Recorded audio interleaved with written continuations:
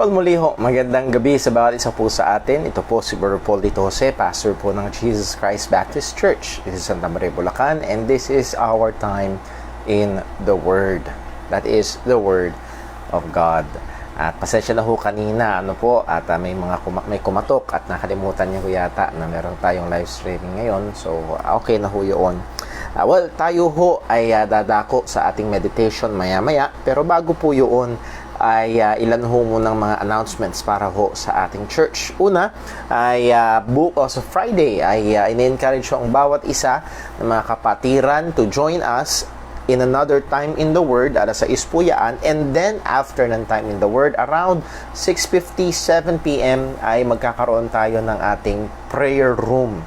And we are calling it prayer room because we are using Facebook room. And blessing ho, isang malaking pagpapala at meron hong mga ganitong avenue para kahit papano ay magkita-kita ang mga kapatiran, ma-share ang mga prayer requests at ma-update tayo sa mga kalagayan ho ng ating mga kapatid sa Panginoon at maipag-pray natin sila. With saying that, ay gusto kong encourage ang bawat isa for us to follow the command of God sa Hebrews chapter 10 verse 24 hanggang 25. Let us consider one another and to provoke one another to love and to good works. So, gusto ko i-encourage ang bawat isa. Pinag-aralan na ho natin yan ng ilang pagkakataon na i-considera. That is, pay attention to one another. Alam ko ho, busy tayo sa maraming bagay. Meron tayong mga kapatiran na namamasada. Meron tayong mga kapatiran na busy sa kanilang mga businesses or namamasukan. Or marami talagang ginagawa sa buong maghapon. Pero God commands us to consider one another. That is to fix our attention to others. Give attention to others. And for us to provoke one another to love and to good work. So with that, I would like to encourage ang ating mga kapatiran sa JCBC, just a simple text or a simple message. Or mas maganda kung gagawa mong tawagan or maybe even video call sa ating mga kapatiran para kamustahin, para ipag-pray.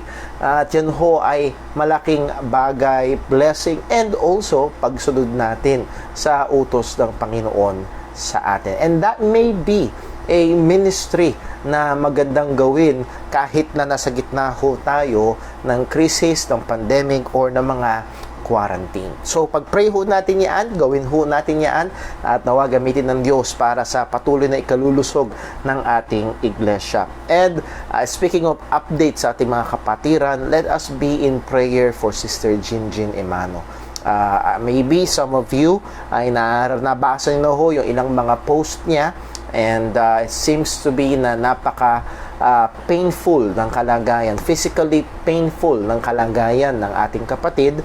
At ilang beses niya kung nararanasan yun. Nevertheless, ay sa mga post niya nung nakaraan or even kanina ay nahandoon yung matinding sakit ng katawan dulot nung kanyang pinaglalaban ng cancer. So let us be in prayer for her, and if we can, please do send her a message, kamustahin natin siya, at nawa ay maging daluyan tayo ng pagpapala sa ating kapatid ho na ito. Pag-pray natin siya, yung kanyang buong pamilya, ang kaligtasan ng kanyang partner, si Kuya Alan, at yung kanyang mga anak, maging yung health po nila. So, pag-pray ho natin ang mga bagay po na yun. And also, include in your prayers, please, the completion ng pagre-reinforce ng ating church. Well, the reinforcement is done, pero yung beautification, nagpipintura, nagtatiles ngayon sa church, and Lord willing, ay sa September 6, that is the next month na, 2 Sundays from now, September 6, ay magiging under na tayo ng MGCQ, and under MGCQ, liba na lang kung babaguhin nila, and I think they will not, ay 50% ng capacity ng ating duhong bahay-sambahan. So that is roughly around 40 to 50 people, and I think by September 6, ayon ho sa progreso ng paggawa dito sa church, our auditorium will be ready para ho sa ating worship service. So I would like to encourage, if you are able to come sa biyaya ng Panginoon at nandun yung availability ng transportation, I would like to encourage ang ating mga kapatiran for us to come together to worship God together. And again, while abiding dun sa mga safety precautions na nilagay ng atin hong gobyerno. So, pag-pray natin yan at maging excited po tayo. I'm very, very much excited. September 6 at nawa ipag-pray ng ating mga kapatiran tayo ho ay magkasama-sama muli sa pagsamba. Now, ang ating mga kapatiran na hindi magiging available or hindi pa kaya o hindi pa pwede na pumunta dito sa ating bahay-sambahan, don't worry, we will maintain our live streaming at nawa ay ito ho ay maging blessing pa rin ho sa ating mga kapatiran. So those are our reminders, announcements, and prayer requests. Dadako ho tayo sa atin hong devotion or study sa salita ng Panginoon ngayong hapong ito, and we'll be coming from 1 Corinthians chapter 15. 1 Corinthians chapter 15. So if you have your Bibles, I have my Bible opened already sa 1 Corinthians chapter 15.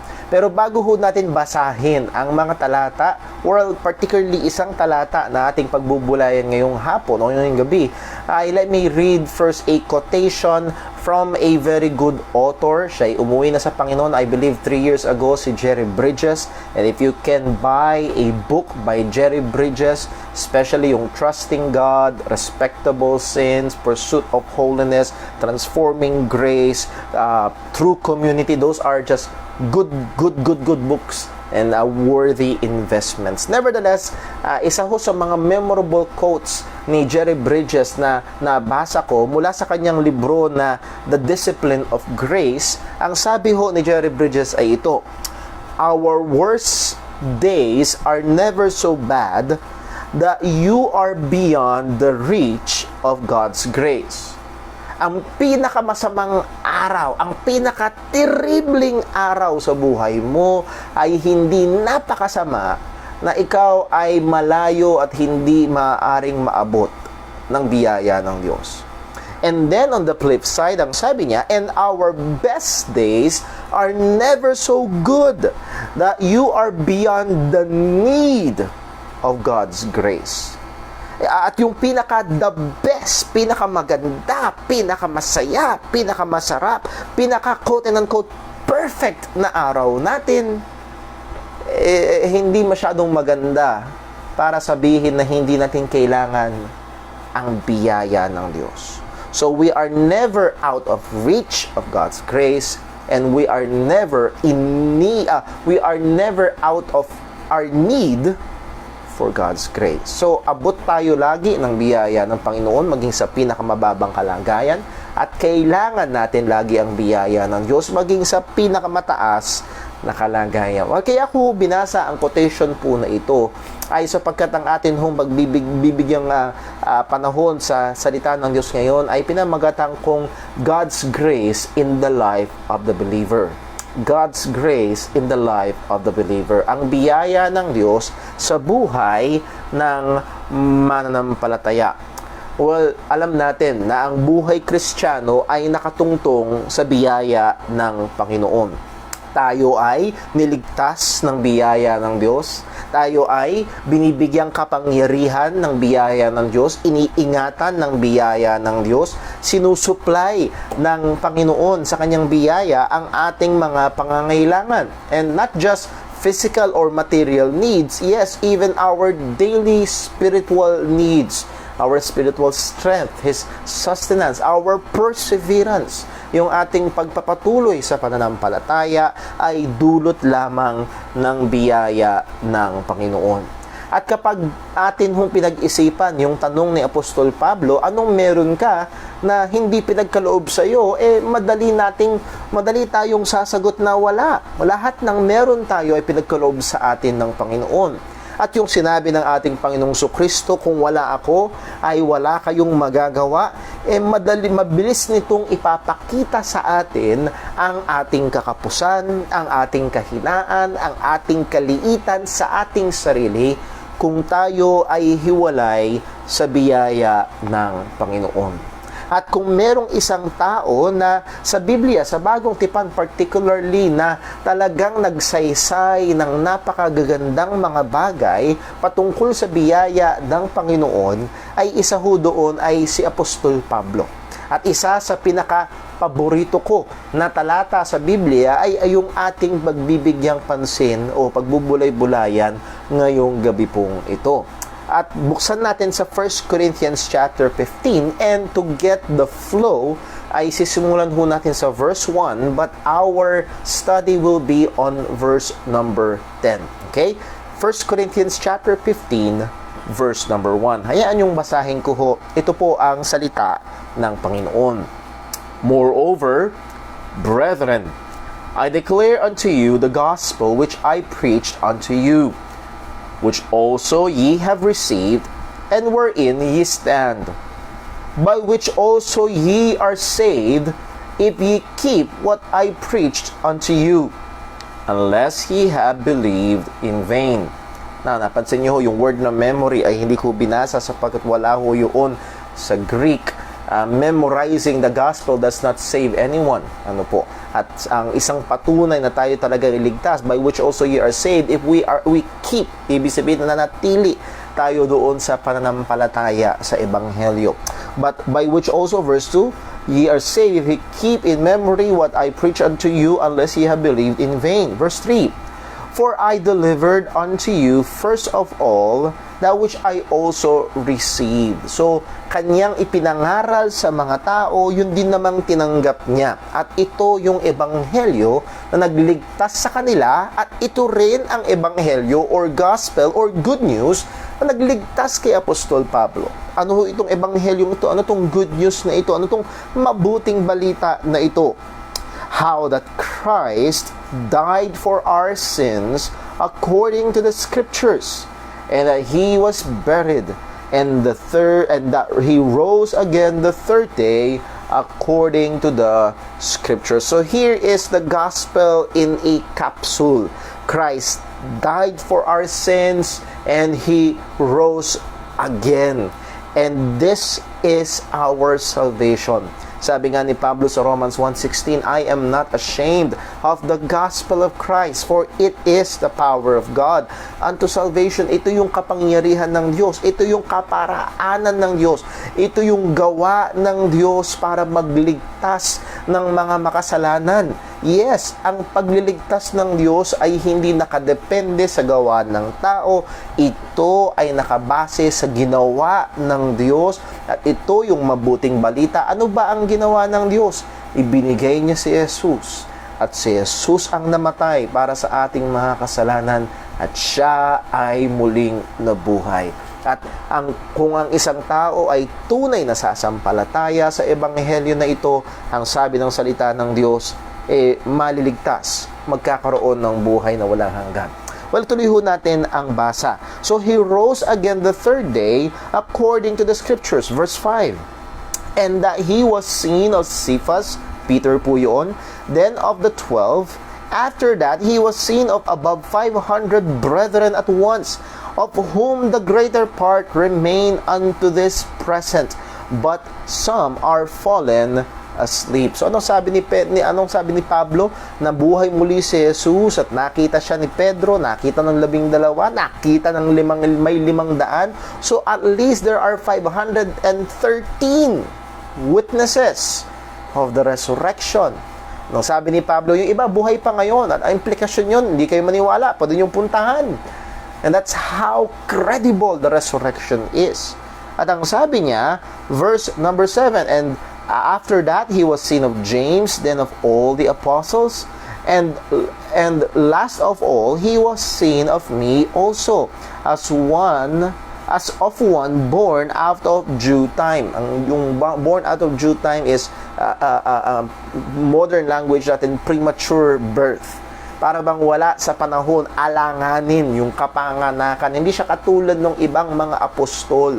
Hindi siya katulad ng iba. Ang pagliligtas sa kanya ng Panginoon ay kakaiba. He was, if you know, sa Acts chapter 9, he was on the way to Damascus to persecute Christians, at dun siya kinatagpo ng ating Panginoong Kristo, at dun naligtas si Pablo. So anong sabi niya? Born out of due time. For I am the least of all of the apostles, but am not meet to be called an apostle, because I persecuted the church of God. So we can see here the heart of Paul. Nandun yung kanyang bigat ng kanyang damdamin. Siya'y tinawag bilang maging apostol, pero alam niya sa kanyang sarili, hindi siya karapat-dapat maging apostol, sapagkat kanyang pinersecute, kanyang inusig ang iglesia ng ating Panginoong Hesukristo. At dito ho tayo dadako sa verse 10. So we now see the background nitong verse na atin hong bibigyang pansin. Nakatungtong ito sa katotohanan ng ebanghelyo ang ating kaligtasan, at nakatungtong din ito sa sinabi ni Pablo, yung kanyang patotoo na he was born out of due time, kan paano kumilos ang Diyos at iniligtas siya, at mula sa kalagayan na taga-usig, ngayon siya ay tagapangaral na ng ebanghelyo ng ating Panginoong Kristo. Paano nangyari ang lahat ng ito? Paano nangyari ng isang tao na talagang given na i-persecute ang church, given na burahin ang pangalan ni Jesus sa pangangaral ng mga apostol, o pigilan ang pangangaral ng mga apostol tungkol kaya sa ating Panginoong Hesukristo?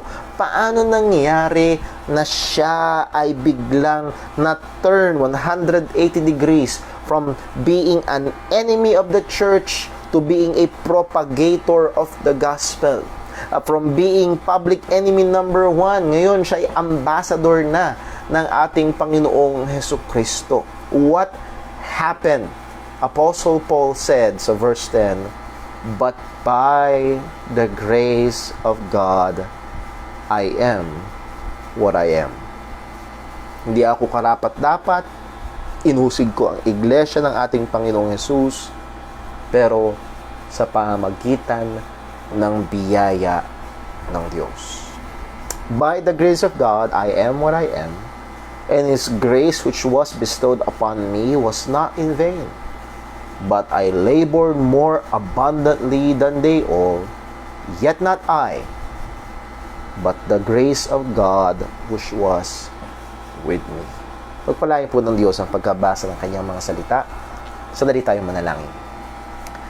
O aming amang Diyos, dakila, banal, makapangyarihan at mabiyaya, salamat po. Salamat sa iyong patuloy na pagsusuplay ng aming mga pangangailangan sa araw-araw.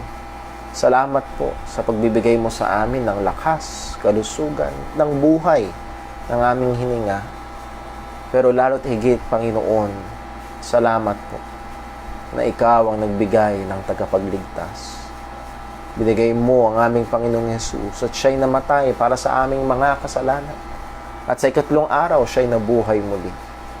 Sa pamamagitan ng mabuting balita na ito, ng iyong ginawa, O Diyos, sa pamamagitan ni Kristo, kami na mga sumasampalataya ay merong tunay na kaligtasan. Salamat po, O Diyos. Salamat sa iyong pagkilos. Sa aming kalagayan ng pagiging rebelde laban sa iyo. Sa aming kalagayan na pagiging suwail sa iyo. Naroon ang iyong biyaya na sa amin ay umabot at nagligtas. At kami, Panginoon, ay ipinasok mo, inampun mo sa iyong pamilya. Kami, Panginoon, ay patuloy mong binabago sa wangis ng aming Panginoong Hesus. Salamat po. At nawa sa amin pong pagbubulay-bulay sa iyong salita, bigyan mo kami ng liwanag, bigyan mo kami ng karunungan. O Panginoon, marami kaming mga kapatiran, dumadaan sa iba't ibang mga problema. May mga daladalang kabigatan, may mga pisikal na karamdaman. Panginoon, Ikaw ang perpektong nakakaalam, at nawa gamitin mo ang mga salita mong na ito na amin pong pagbubulay-bulayan sa ikakatatag, sa ikakalakas, sa ikakawangis patuloy namin sa aming Panginoong Hesukristo. Sa iyo lahat ng papuri, O Diyos. Ikaw ang karapat-dapat na maitaas. Lahat ng ito ay dalangin namin sa pangalan ng aming Panginoong Hesukristo. Amen. Well, kung bibigyan ko ho ng isang salita o isang pangungusap na mensahe ang atin hong ang mga binasang talata, particularly verse 10, this is our message para ho sa ating devotion ngayong gabi. We must live our Christian lives with the fullness of our might, with a constant awareness of our total dependency upon the grace of God. We must live our lives with the fullness of our might, with a constant awareness of our total dependency upon the grace of God. Kailangan ho nating ibuhay ang ating mga buhay, and the context of that life is the Christian life. Because that is the life that has the grace of God. So we must live our Christian lives with the fullness of our might, sa kabuuan ng ating kalakasan, kakayahan ng ating sinusupply na lakas ng Panginoon sa araw-araw, with the fullness of our might, but with constant awareness. Palagian tayong aware. Alam natin lagi na tayo ay in total dependency, buong-buo na nakaasa sa biyaya ng Panginoon. Tatlong bagay ho ang ating bibigyang pansin sa verse number 10. Una, the power of God's grace. Medyo nahagingan na ho natin yan dun sa mga una nating binasang verses 1 to 9. And then next, our responsibility under God's grace. Ang ating responsibilidad na kung ang biyaya ng Diyos ay gumawa na sa ating buhay, niligtas na tayo, what is our responsibility? And then next, our dependency upon God's grace. Ang ating lubos na pagdepende, ang ating pagtitiwala, ang ating pag-asa sa biyaya ng Panginoon lamang. So let's look at point number 1, the power of God's grace. Anong sabi ni Apostol Pablo sa bandang simula ng verse 10? But by the grace of God, I am what I am. Well, that first word but is a change of direction. Ibig sabihin, may pinanggalingan ito. Ano yung pinanggalingan statement? Ang sabi ni Pablo, I persecuted the church of God. Sabi nga ho natin kanina, si Pablo ay mula sa kalagayan na kaaway ng iglesia ng ating Panginoong Jesus. Siya ay taga-usig ng mga Kristiyano. Siya ay isang taga-wasak.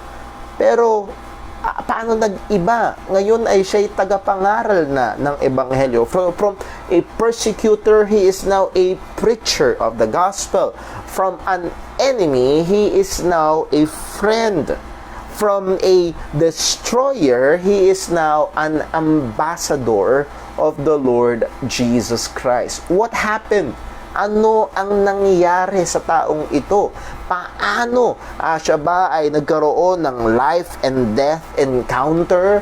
Siya ba ay nagkaroon ng matinding enlightenment? Siya ba ay nakabasa lang ng isang matinding quotation at yun ay nagbago ng kanyang buhay? Na-in-love ba siya? At sabi na iba, nung na-in-love, dun nagbago ang buhay, dun naging makulay ang kanyang mundo? Well, no. What happened? God happened. The grace of God happened. And that is the story of all Christians. Ito ang storya ng bawat isang tunay na Kristiyano.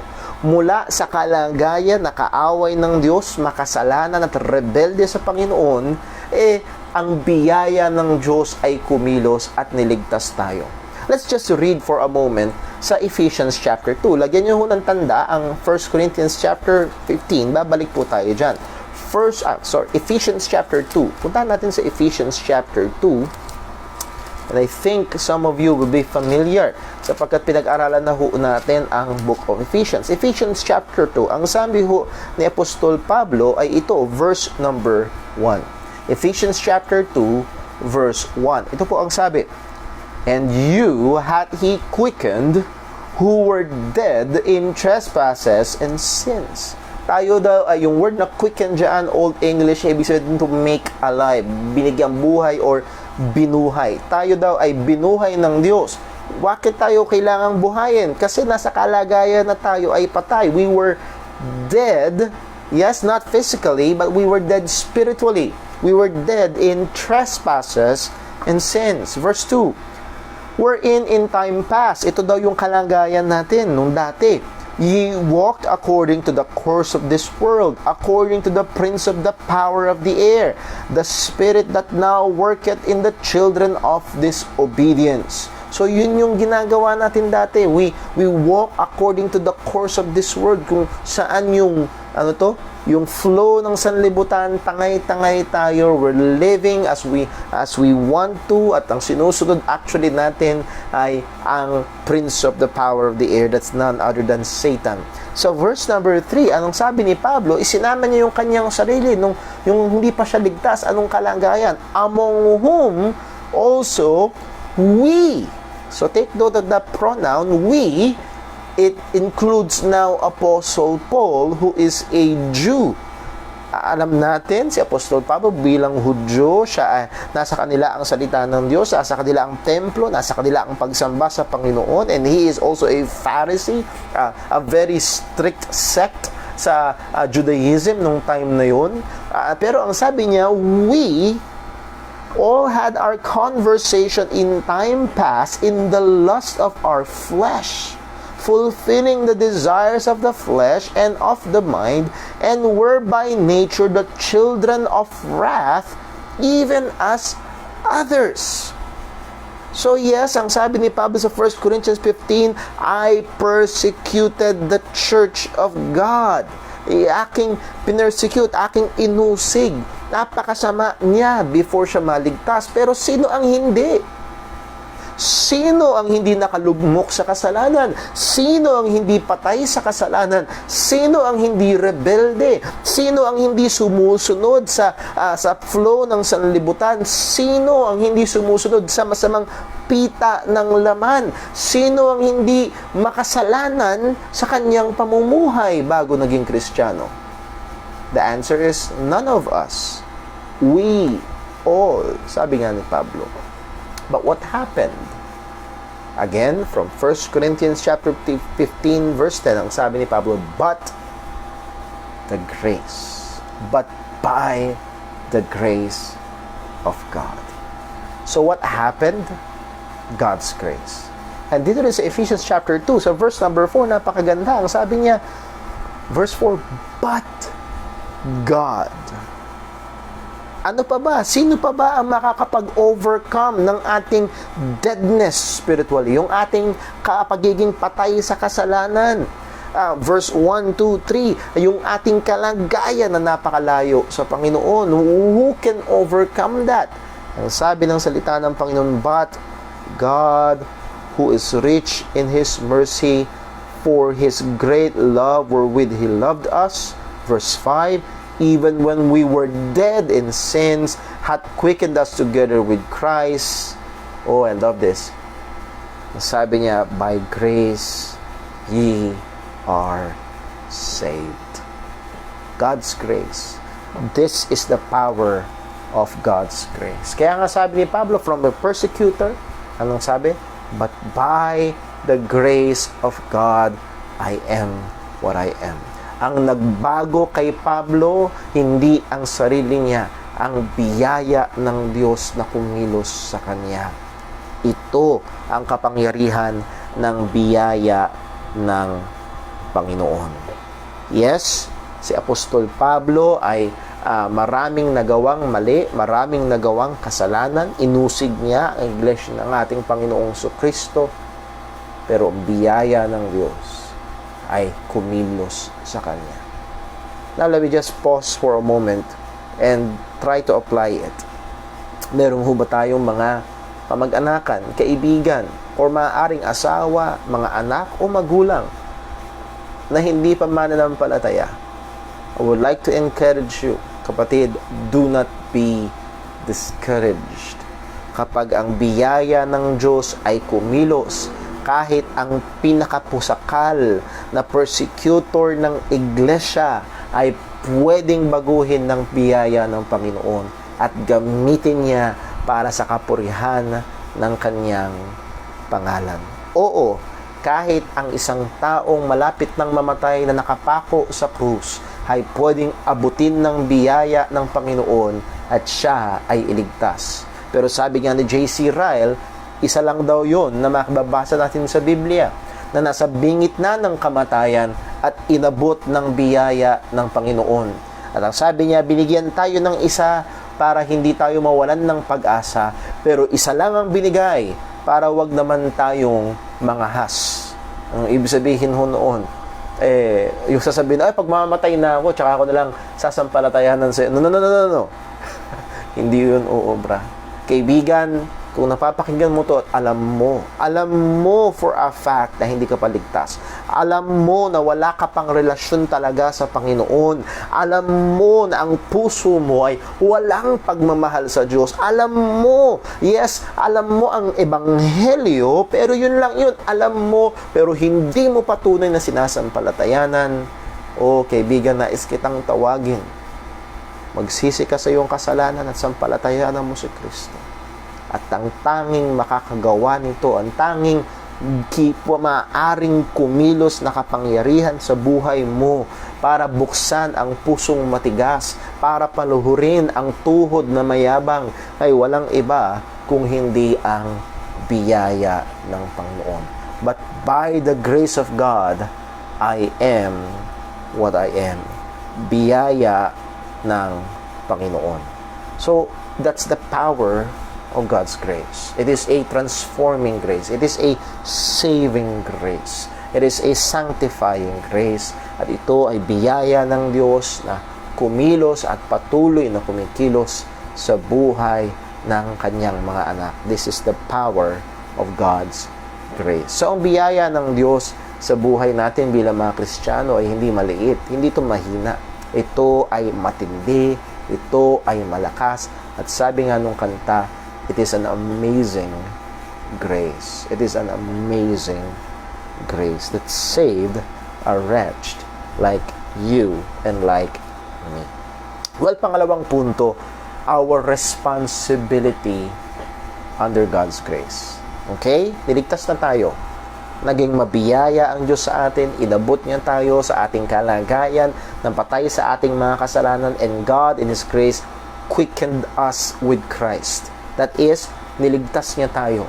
Kumilos siya, pinanganak niya tayo muli, binuksan niya ang ating mga puso, binigyan niya tayo ng pagsisisi at pananampalataya, at sumampalataya tayo kay Kristo, at tayo nagkaroon ng buhay na walang hanggan, at tayo ngayon ay mga anak na ng Panginoon. We have a responsibility being under God's grace. Anong sabi ni Pablo? Again, balik tayo sa 1 Corinthians 15, verse 10. But by the grace of God, I am what I am. So what is Apostle Paul? He is an apostle. From persecutor to an apostle, it is by God's grace. By the way, wala siyang pwedeng ipagmayabang. At sa ating mga kapatiran, anuman ang ministry mo, anuman ang nagagawa mo para sa pangalan ng Panginoon, we cannot glory. It is just the grace. And I'm not saying na just na mababa, kung hindi, it is not us. It is the grace of God. But yes, nandyan na ang biyaya ng Panginoon at in operation ng biyaya ng Diyos sa ating mga buhay, but we still have our responsibility. Anong sabi ni Pablo? Sa verse 10, and His grace, which was bestowed upon me, was not in vain. Yun daw biyaya ng Diyos na binestow, binigay sa Kanya, inilaan sa Kanya ng Panginoon. Ang sabi ni Apostol Pablo, was not in vain. Hindi ito nawalan ng kabuluhan. Bakit? Ang sabi niya, but I labored more abundantly than they all. Sabi nga ako ng isang kaskwela ko noon sa GMA, Grace Ministerial Academy, ang sabi niya, God's grace is not a license for idleness or laziness. Ang biyaya ng Panginoon ay hindi lisensya para maging tamad, para tayo ay hindi gumawa. Actually, ito ay kabaligtaran. The grace of God is is if such a power of God's grace ay talagang ating na-eksperyensya, ibig sabihin, naranasan talaga natin na tayo iniligtas ng biyaya ng Panginoon. Itong biyaya ng Diyos na ito ay nagbabago ng ating mga buhay. Itong biyaya ng Diyos na ito ay nagpapatibay sa ating mga pananampalataya. Ay dapat ito'y magtulak sa atin. Dapat ito'y mag-motivate sa atin. Dapat ito'y magbigay sa atin ng lakas, ng kasigasigan, ng kapangyarihan para gawin ang mga gawaing iniatang sa atin ng Panginoon o kung saan tayo tinawag ng Panginoon ng mas matapat at mas seryoso at mas matindi. Why? Because of God's grace. Ang punto ho ay kapag ang Diyos ay nagsimulang gumawa sa isang tao or pag ang biyaya ng Diyos ay nagsimulang kumilos sa isang tao, ang taong ito ay kikilos din. Ulitin ko, kapag ang biyaya ng Diyos ay tunay na kumilos sa isang tao, ang taong ito ay kikilos din. Hindi po pwedeng hindi. At ang sabi ni Apostol Pablo, ito daw biyaya ng Diyos na ibinigay sa kanya hindi na walang kabuluhan. Because ano daw? He labored more abundantly than they all. Mamaya makikita ho natin, hindi nagyayabang dito si Pablo. He's just stating a fact. Among all the apostles, yes, they all labored. And all the apostles, except one, si John the Beloved, all of them suffered martyrdom. So they all served Christ. They all served Christ faithfully. They all served Christ until death. Whether it be by martyrdom or one, Apostle John, by natural cause. Or nahandoon yung kanilang pagpapagal sa gawain ng Panginoon. At alam mo natin kung paano ang si Apostol Pablo isa sa mga dakilang ginamit ng Panginoon. Marami siyang sinulat at karamihan ng karaming aklat sa atin hong bagong tipan ay sinulat ni Apostol Pablo. Napakadaming naligtas sa ministry niya. Maraming mga churches ang natatag dahil sa kay Apostol Pablo. Pero itong bagay ho na ito ay kanyang pinagpagalan, pinagtrabahuhan, pinaghirapan. Talagang ibinigay niya ang kanyang lakas, ang kanyang kaisipan, ang kanyang talento, ang mga kaloob ng Diyos sa kanya ay ginamit niyang mainam, inimprove niya at patuloy niyang ginamit para sa gawain ng Panginoon kung saan siya ay tinawag. I labored more abundantly than they all. So, mga kapatid, at dahil ho dito, talagang nakita natin kung paanong pinagpala ng Diyos ang mga gawa ni Apostol Pablo. So, isa hong magandang punto na kailangan nating masakita rito, mediocrity should not be the label of our efforts in our calling or our vocation. Pero yung pagiging mediocre, pwede na yan. Hindi dapat ito ang marka kung saan tayo ay tinawag ng Panginoon. We must exert effort and labor. Why? Because the grace of God is working in us. Sabi nga ni Pablo kay Timothy, stir up the gift of God which is in thee. Sabi ni Pablo sa mga taga-Korinto, regarding their spiritual gifts, seek that ye may excel for the edification of the body of Christ. Dahil ang biyaya ng Diyos ay ibinigay sa atin, kumilos sa ating mga buhay at niligtas tayo, ang biyayang ito ng Panginoon ay hindi dapat walang kabuluhan kung hindi kumikilos sa buhay natin. So what is our responsibility? We must be diligent under God's grace. We must be diligent under God's grace. Alam niyo, isa sa mga delikadong kasabihan na pumapailan lang sa usapan ng mga Kristiyano ngayon is let go and let God. Let go and let God. Bitawan mo na at hayaan mo ang Diyos. Well, ang sabi nga nung isa ay let's go and let God. That means we are called to action. Meron tayong kailangang gawin. We must be diligent in our lives bilang mga Kristiyano. Again, saan ka man tinawag ng Panginoon? Tinawag ka ng Panginoon sa ministry, maybe a Sunday school teacher, Maybe you are a deacon in the church or isang pastor na kagaya ko na isa sa mga pangunahing gawain ay ang pagtuturo at pangangaral ng salita ng Diyos. Then, let us be diligent upon it. Let us improve. Let us continue working hard. Sabi nga ni Pablo, labor diligently.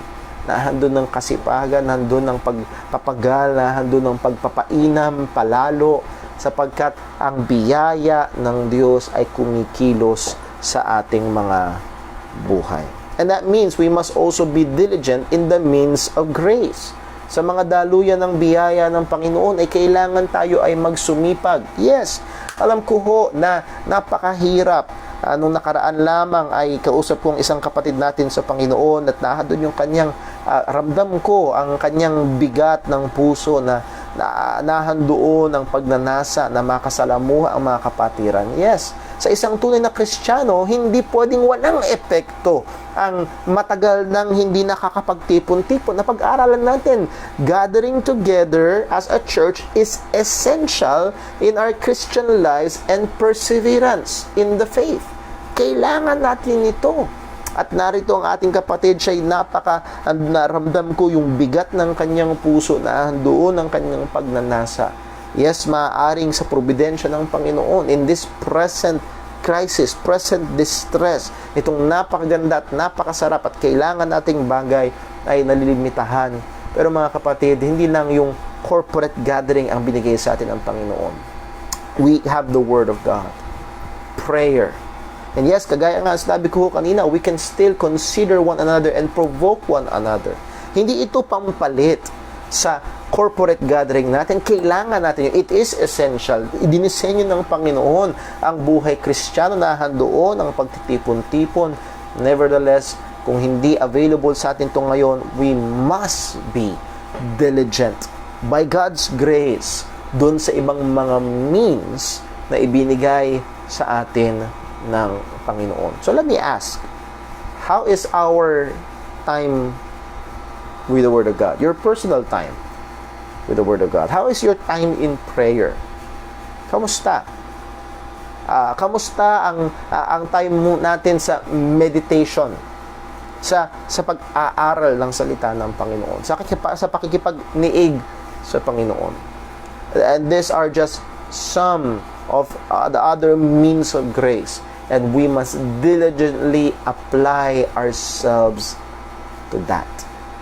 Kaya nga mga kapatid, I'm very, very excited. September 6, if you are able, and I pray, and I would like to encourage and challenge iba nating mga kapatiran, if you're able and nahandoon ng kakayahan at pwede kang pumunta, please, huwag nating pabayaan ang ating pagtitipon. September 6 po yan, kapag MGCQ na.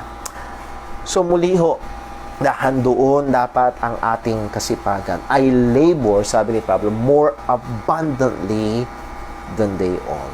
And then lastly, dito tayo matatapos, our dependence upon God's grace. When we say dependence, ang ating pag-asa, ang ating pagsandig. Dito tayo nakaasa o hindi tayo umaasa sa ating sarili. Hindi ito just positive thinking, hindi ito just try and try mo lang, hindi ito kaya mo yan. No. This is dependency upon God's grace. Anong sabi ni Pablo? I labored more abundantly than they all. Pero sabi niya, yet not I. At sabi nga ni John MacArthur, this is one of the mysteries of the Christian life. Sabi ni Pablo, I, and then sasabihin niya, in the same breath, yet not I. Ako, pero hindi ako. At kung sa biyaya ng Panginoon, kapatid, sa biyaya ng Diyos, itong time na ito ng 5 buwan or mag-aanim na buwan na quarantine, ay mas sumipag ka sa pagbabasa ng Bible, mas naging tapat ka sa pananalangin, at mas naging mabunga ang pag-aaral mo ng salita ng Diyos, at sa biyaya ng Panginoon mas lumalalim ang pagkakilala mo sa Diyos, ang relasyon mo sa Panginoon, ang pagmamahal mo sa Panginoon sa kabila ng krisis na ito, at nahandoon sa humanap, nakahanap ka ng ibang mga avenue. Yes, hindi tayo nakakapag-serve ngayon in that context of the local church as we got used to, pero you were able to find other avenues to serve God, to serve the brethren. Praise God for that. Salamat sa Panginoon. Pero I hope huwag nating makalimutan, sinabi ni Pablo, I labored, yet not I.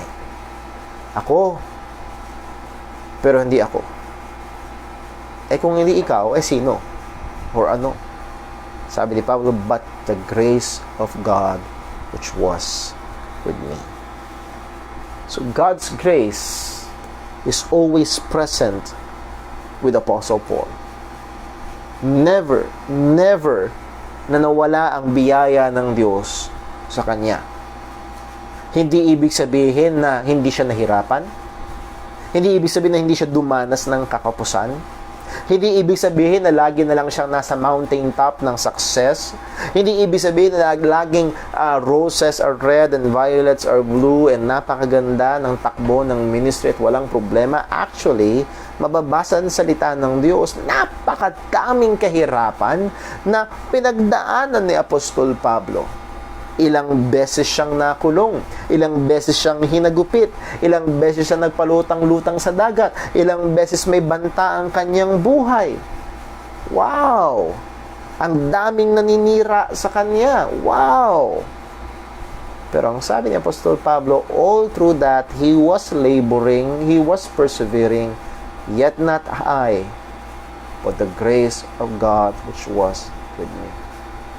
Maaari ko bang sabihin, mga kapatid, kagaya yung sinabi ng Panginoon kay Apostol Pablo sa 2 Corinthians chapter 12, yung thorn in the flesh, in the presence of the thorn, ang sabi ng Panginoon, my grace is sufficient for thee. Pwede ko bang sabihin, even in our darkest and painful moments, God's grace is not absent. Even in our darkest and painful moments, God's grace is not absent. Now, the flip side is also true. In our happiest, most successful moments, God's grace is not absent. Actually, it is all by God's grace. Nakadepende tayo lagi. Kung man ay nasa valley of disappointments, of sickness, of trials, of problems, present ang grace ng Panginoon. Ikaw man ay nasa mountain top ng success, ng fulfillment, of happiness and joy, handun pa rin ang biyaya ng Panginoon. Anong punto? Nasa taas ka man, nasa baba, lagi tayong nakadepende sa biyaya ng Diyos. Sabi nga again ni Jerry Bridges, ang pinakamagandang araw natin ay hindi sobrang ganda na hindi natin kailangan ang biyaya ng Panginoon. Ang pinakamasamang araw natin ay hindi sobrang sama na hindi tayo kayang abutin ng biyaya ng Diyos. Actually, ang biyaya ng Diyos sa buhay ng isang Kristiyano ay laging present, laging gumagana, at lagi tayo dong nakadepende. Maaaring sa time ng quarantine na ito, sa krisis mula pa March, April, May, June, July, August, nasa pang-anim na buwan na tayo ng quarantine and so on, maaaring naapektuhan ng iyong trabaho, maaaring naapektuhan ng iyong kalusugan, naapektuhan ng iyong pamilya, naapektuhan ng maraming mga bagay, and definitely naapektuhan ng ating spiritual na buhay dahil di tayo makapagtipon-tipon. God's grace is still present. God's grace is still working. But, kailangan nating mag-labor.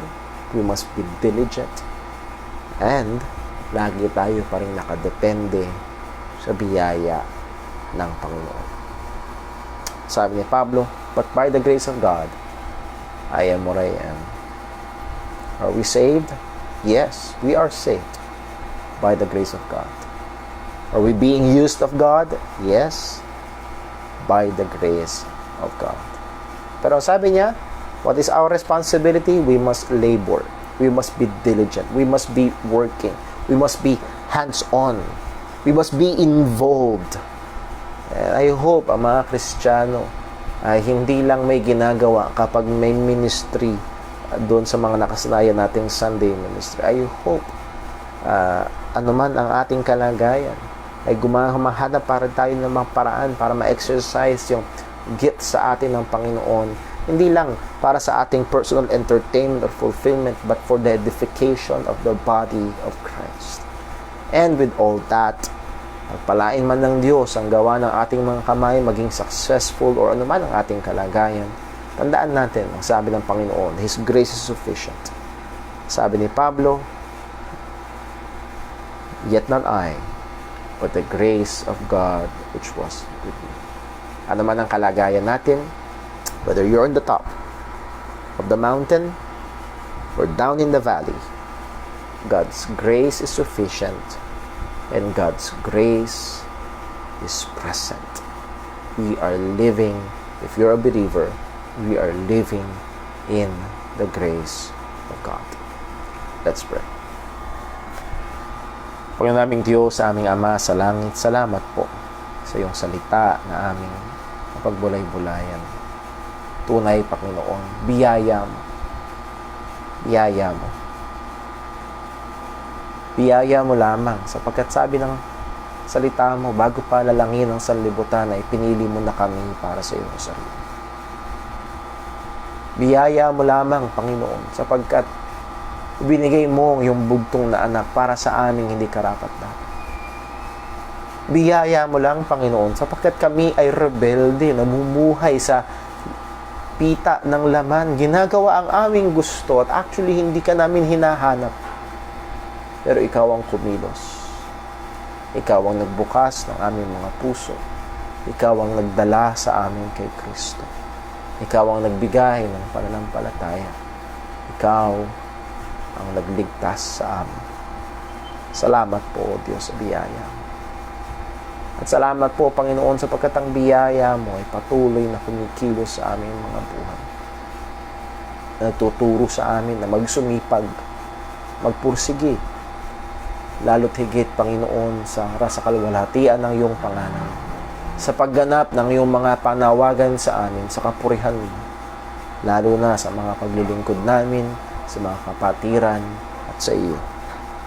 At Lord, ano man ang aming ma-accomplish, ano man ang aming kalagayan, kami man, Panginoon, ay dumadaan sa kahirapan, problema, pagsubok, discouragement, panghihina, or nahandoon sa kalagayan, na nahandoon ng success, nandoon ng mga pagpapalang material, oo, maging physical at spiritual. Nawa lagi mong paalala sa amin na kami ay lubos at laging nakadepende sa biyaya mo. Hindi kami, kundi ang biyaya mo na nasa amin. Salamat po, Panginoon, na laging nasa amin ang iyong biyaya. Salamat po, Panginoon, sa katotohanan ito. Gamitin mo nawa ito sa lalo namin kakatibay, kaka-encourage, sa lalo namin kakawangis kay Kristo. Salamat po. Ingatan po ang aming mga kapatiran, hindi lamang sa pisikal, hindi lalo't higit sa espiritual. Panginoon, maaari, kagaya ng sinabi ng iyong salita, meron nang nasasanay na unti-unti, na hindi nakakapagtipon-tipon. Ama, paalala mo po.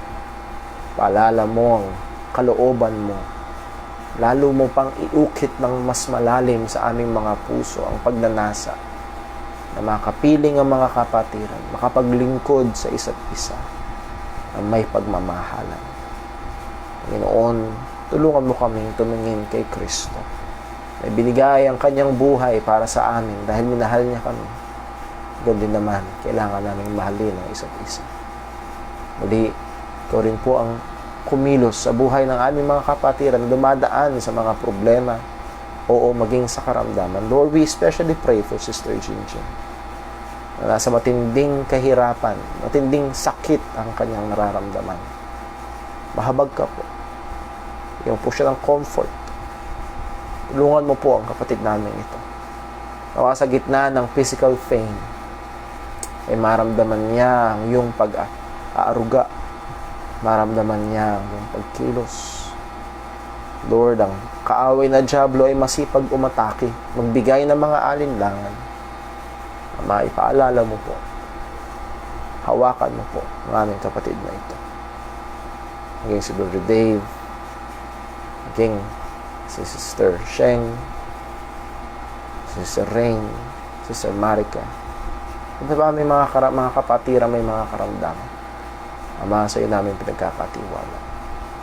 Pinupuri ka namin, pinasasalamatan ka namin. Sa pangalan ni Jesus, ito ang aming dalangin. Amen. Well, maraming salamat po mga kapatid. And Lord willing, sa Friday, Time in the Word, alas 6, meron po tayo. And pagkatapos po nun sa ating prayer room, magkasama-sama po tayo. And again, I would like to encourage, pagplanuhan na natin, tingnan ho natin yung mga available means ho natin to be able to come to church come September 6. And maging excited po tayo sa bagay po na yun. God bless po. I love you all. I miss you all. And may God use us all for His glory. Remember, we are always dependent to God's grace. Ingat po tayo.